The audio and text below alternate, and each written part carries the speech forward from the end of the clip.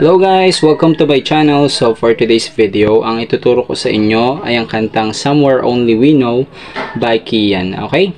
Pero bago natin simulan ang ating video tutorial, kung bago ka lang sa aking channel, please subscribe and hit the notification down below para updated ka sa mga bagong video na i-upload natin. Okay? So talaga simulan na natin sa intro. So sa intro at verse guys, ang mga chords natin ay G, B minor, A minor, tsaka D 2 times. Nga pala yung kapo nyo, lagay nyo muna sa second fret. So first fret, ang mga boxes na to tawag dito ay fret. So first fret, second fret, third fret, fourth fret, and so on.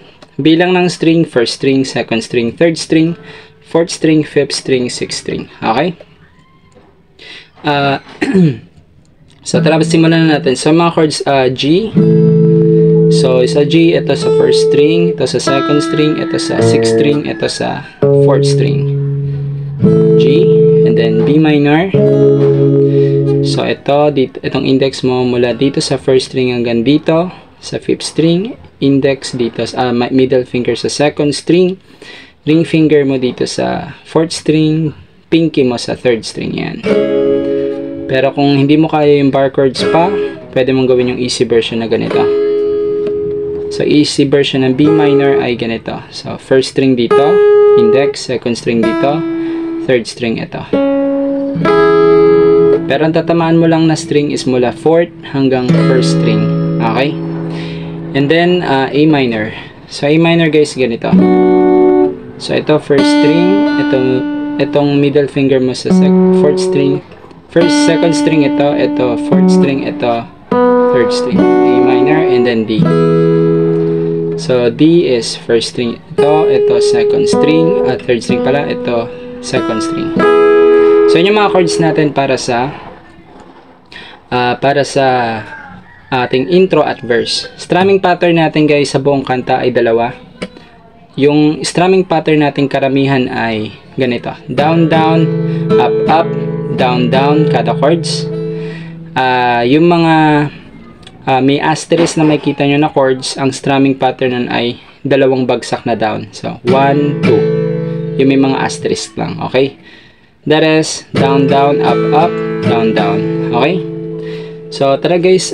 So, G, B minor, A minor, D. Ayun yung mga chords natin para sa intro at verse. 2 times yung gagawin. Kantahin na natin kagad siya guys. Okay?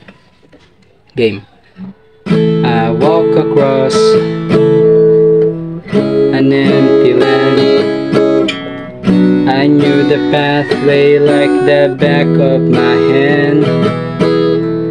I felt the earth beneath my feet. Sat by the river and it made me complete. So, ayan ang ating intro at verse. After nun, pre-chorus na tayo guys. Pre-chorus, ang mga chords natin E, B minor, C, tsaka D. So, E minor guys, ganito. Ito sa fifth string, ito sa fourth string. So, E minor. Then, B minor.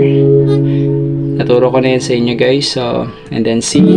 So, C guys, ito first string, second string, ito fourth string, ito fifth string. And then D. So, ito first string, ito third string, ito second string, D. Okay, so yun yung mga chords natin, E, B minor, C, tsaka D. Okay, 2 times mong gagawin yun para sa ating pre-chorus. So tara, kantayin na kagad natin siya guys. Oh simple thing, where have you gone? I'm getting old and I need something to rely on. So tell me when you're gonna let me in. I'm getting tired and I need somewhere to begin.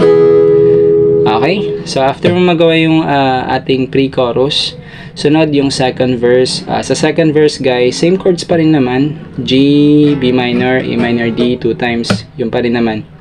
After magawa yung second verse, second pre-chorus na tayo. So, sa second pre-chorus, same chords pa rin naman. E minor, B minor, C, D, 2 times. Okay, so after mo ng second pre-chorus, chorus ka na. So sa chorus guys, ang mga chords natin ay A minor, G, D, 3 times mong gagawin after nyan, C, G, D, 2 times mo naman gagawin yung mga chords na yun, yung C, G, D. So yun yung chords natin para sa chorus.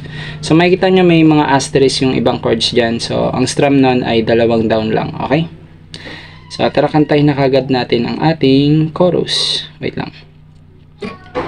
Okay. And if you have a minute, why don't we go talk about it somewhere only we know. This could be the end of everything, so why don't we go somewhere we go.